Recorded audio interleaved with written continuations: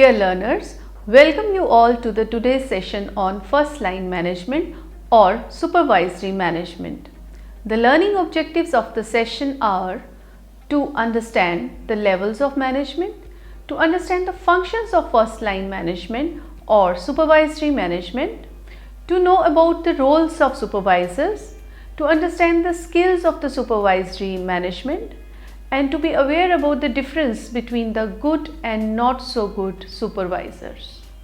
Let us start with levels of management. Levels of management refers to the line of division that exists between various managerial positions in organization.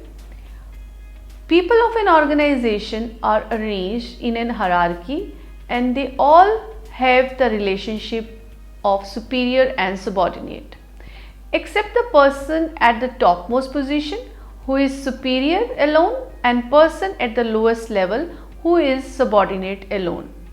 As such, there are as many levels to the organization as the number of superior in a line of command.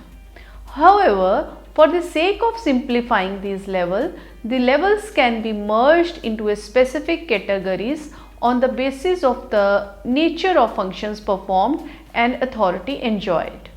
These categories represent different set of levels. According to Brecht, levels of management can be classified into three categories, namely top management, middle management and supervisory level or first line management.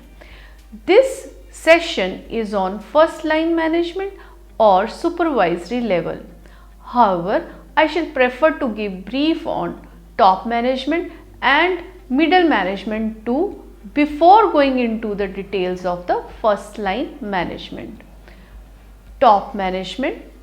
Top management is made up of senior level executives of an organization. Job titles such as Chief Operating Officer, Chief Executive Officer, Chief Financial Officer, President or Vice President are commonly used by top managers in organizations.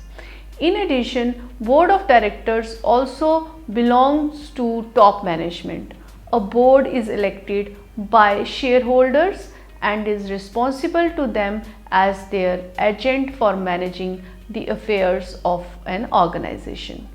These are the positions which hold the most responsibility within an organization.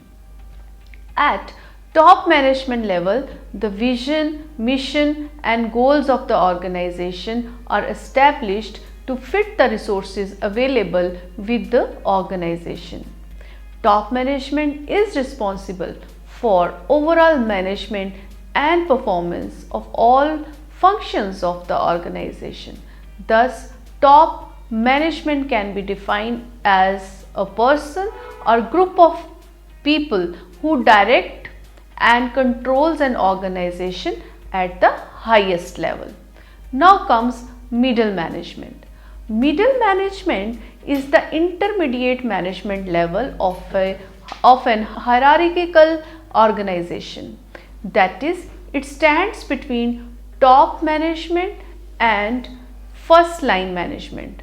This level is subordinate to the senior management, which may be also called as supervisory level of management. Middle managers are accountable to top management for their department's function. They provide guidance to lower level manager and inspire them to perform better. The number of levels within the middle management depends on the size of the organization. Bigger the size of the organization, greater is the number of levels of middle management. This level of management is accountable for the performance of various functions of the organization so that the top management gets enough time for integrating overall functioning of the organization. This level of management is actually sandwiched between top and bottom levels of management. Managers at this level feel pressure from top management to meet their expectations related to goals accomplishment. they also feel pressure from lower level of management, as it puts pressure over the middle managers for accommodating their ideas and views. Now comes our main topic, that is first line management. This level of management is also known as lower level management or bottom level management. This level is the last level of the organizational hierarchy. This level acts as a link between the management at middle levels and the operational labor. This is why this level is also represented as the operation level of management. Managers at this level perform the vital function of supervision and inspection of all activities in order to control the operational staff or workers or operative employees, and this is why this lower level of management is also referred to as the supervisory management. Supervisors spend most of their time addressing the functions of the firm as instructed by the managers above them. They are responsible for maintaining better working condition at the workplace, as well as for arrangement of the required resources, equipments and other plans for better performance of the workmen. The first line management consists of positions with names like supervisors, foremen and sometimes inspectors. This level of management can be classified into three categories, particularly in large organizations. These are like senior supervisors, intermediate supervisors and frontline supervisors. Supervisors or managers at this level are concerned with explaining the views of management to workers and the views of workers to management. Because of this reason, the job of a supervisor becomes more complex than other levels of management. Management treats him the man of workers, while workers treats him the man of management. Now comes the functions of supervisory level of management.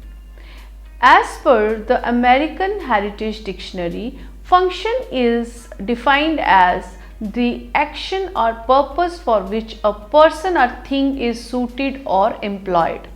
As per the Cambridge Dictionary, function is defined as the natural purpose of something.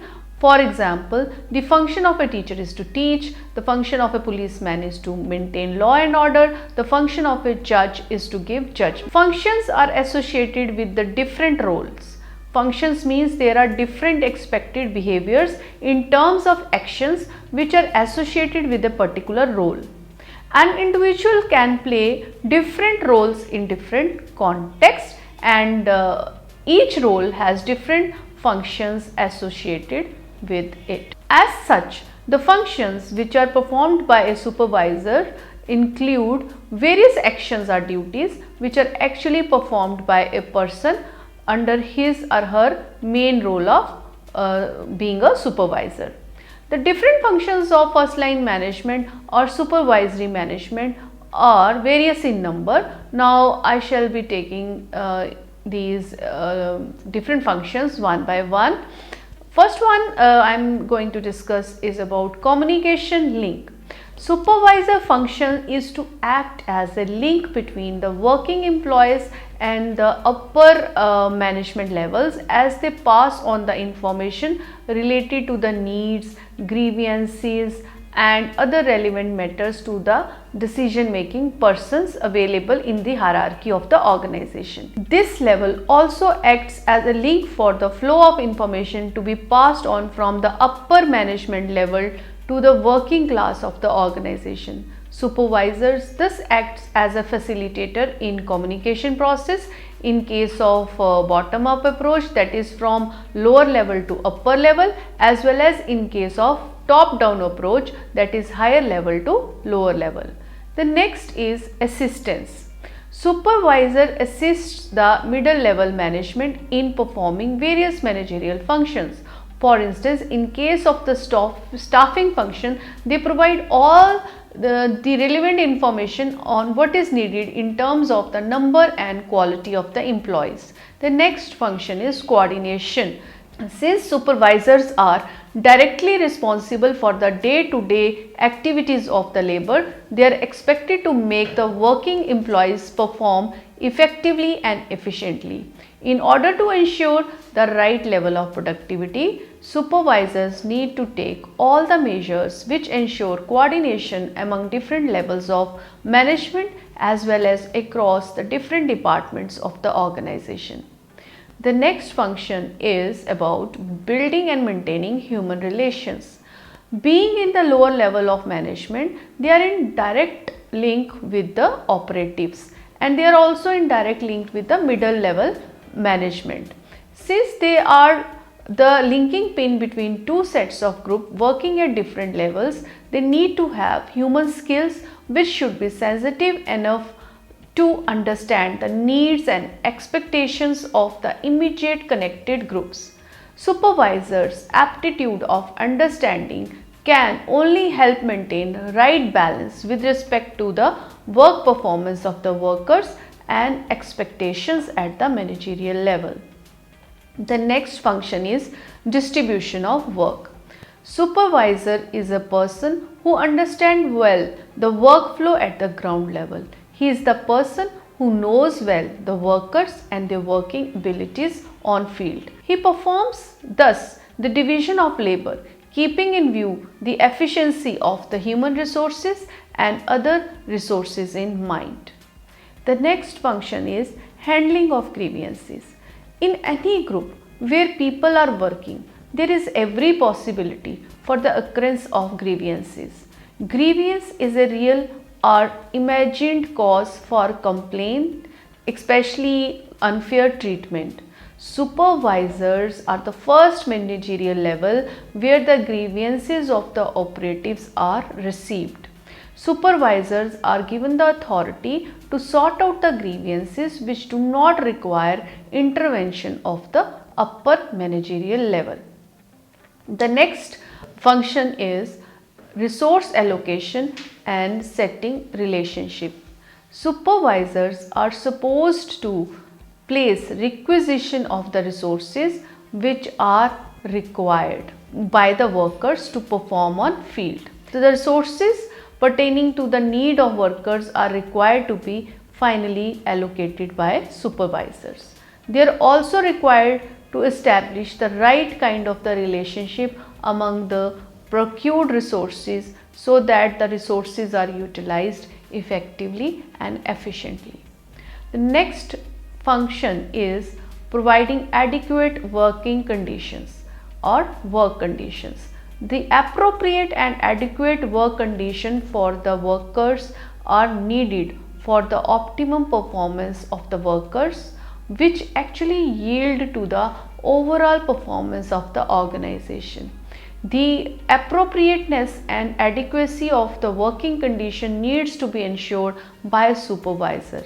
In this way, he also ensures the safety and security of the workers. The next function is motivation. In spite of recruiting the right people at right place, there can be chances that the worker recruited may be having some inhibitions towards their 100% work performance. This may be due to some organizational reasons or due to some personal reasons. In order to remove such bottlenecks in the workers, the supervisors needs to motivate the workers by clearing their doubts and sometimes fueling them with encouragement through verbal appreciation or through reward based system. The next function which I am going to discuss is leadership and guidance. A supervisor is the leader of workers under him. He leads the workers and influences them to work at their best level. He also guides the workers by fixing production targets and by providing them instructions and guidelines to achieve those targets. The next function is controlling. Controlling is an important function performed by supervisors. This includes recording the actual performance against the time schedule, checking of progress of work, finding out deviations if any, and making solutions.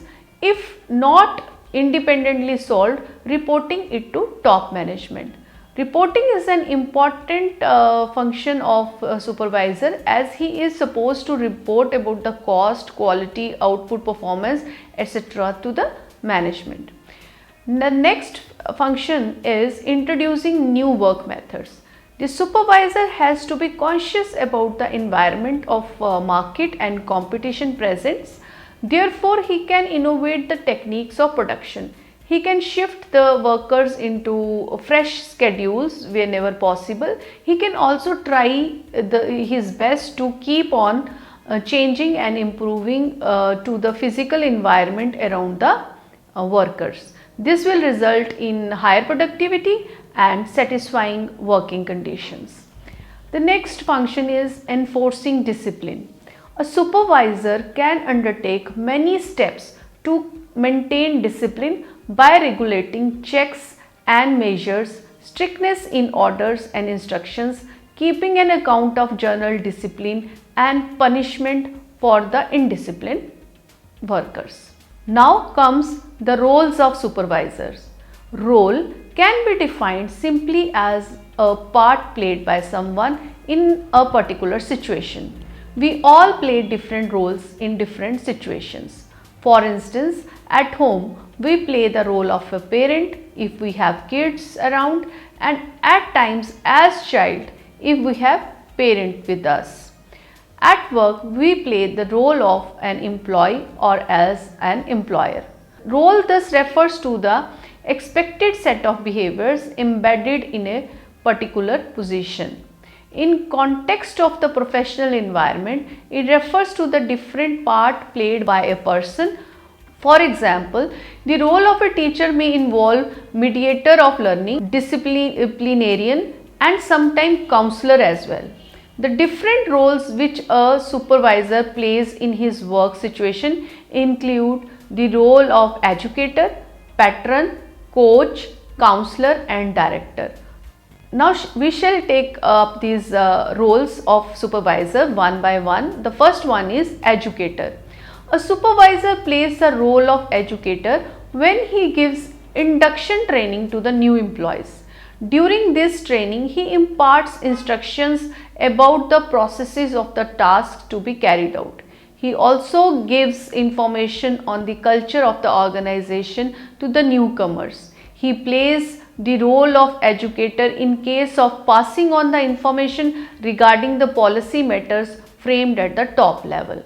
As a patron, a supervisor performs the role of a patron when he provides all the support needed for the career growth of the workers working under his supervision. Now the next role is coach.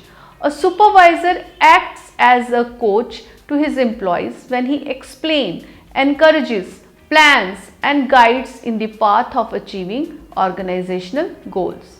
Counselor. The next role is counselor. Supervisor performs the role of a counselor whenever there is some problem occurring relating to personal or interpersonal issues. Since this is something normal to happen in case of group of individuals working together, so counseling is something which is the most often performed role of a supervisor.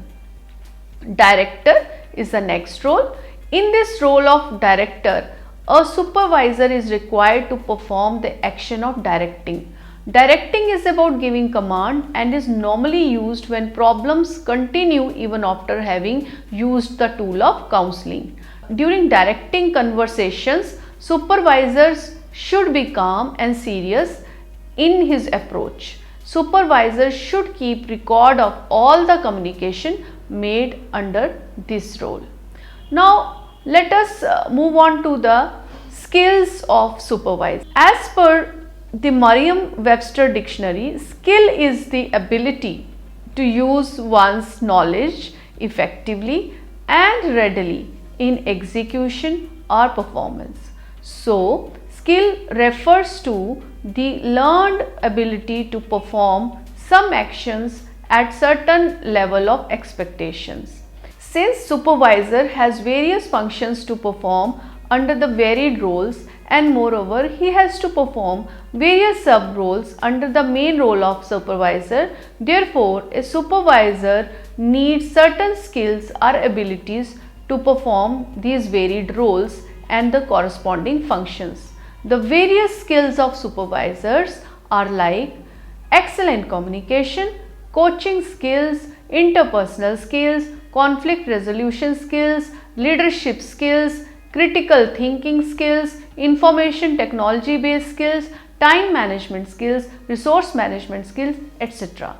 If these skills are analyzed, these can be placed under headings of people skills, technical skills and administrative skills. This categorization of skills gives a skill framework of supervisors.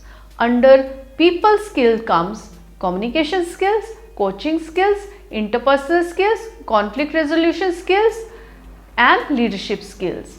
Under technical skills comes information technology based skills, business analysis skills, time management skills. Under administrative skills come project management skills, resource management skills and performance of various managerial functions like planning, organizing, staffing, leading and controlling. Now, after finishing these functions, roles and skills, what differentiates a good supervisor from not so good supervisor, or say the difference between effective and ineffective supervisor. Effective supervisors are the ones who meet the deadlines set for the production, who keeps their workers motivated and full of energy to perform as team members. Good supervisors create atmosphere of positivity. They create cohesiveness among the main member and as such influence the retention of staff, whereas ineffective supervision occurs when the supervisor does not perform his role and functions properly, and this may cause reduced productivity because there is lack of coordination among employees, lack of motivation, high level of absenteeism because workers tries to avoid the negative atmosphere. Ineffective supervision may result workplace conflict among workers because there is no team cohesion. There are problems related to workflow between departments because there is lack of interest to focus on achieving organizational goals. There are safety issues because supervisors do not pay attention to the working condition of the workers. Resentment from workers towards upper management because the communication is not facilitated well between the workers and upper managerial levels. Dear learners, in this session, we learnt about levels of management, functions and roles of first line management or supervisory management and about their skills. This is all about the session on first line management. Thank you so much.